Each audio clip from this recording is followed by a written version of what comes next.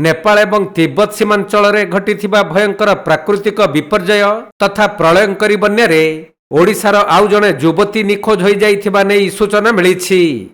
मयूरभंज जिला बारिपदा सहरर 20 वर्षीय युवती कोलसुम निगार एही विपर्यय निखोज हो जाइछंती। सूचनायोग्य जे नेपालर भोटेकुसी एवं त्रिशूली नदी अंचल हठात आसीथिबा बन्या एवं भूस्खलन जगु बहु धन जीवन नष्ट होइछि। एही बन्यारे शह शह विदेशी पर्यटक और भारतीय नागरिक मध्य निखोज छंती।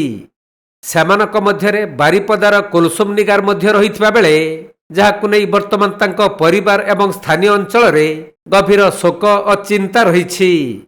एपटे काठमांडू स्थित भारतीय दूतावास नेपाल प्रशासन एवं सेना पक्षरु मिलित भावे उद्धार कार्य जारी रहिछि। हेले ए पर्यंत निखोज युवतींक संपर्क रे कौनसी निर्दिष्ट सुराक मिली पारि नाही।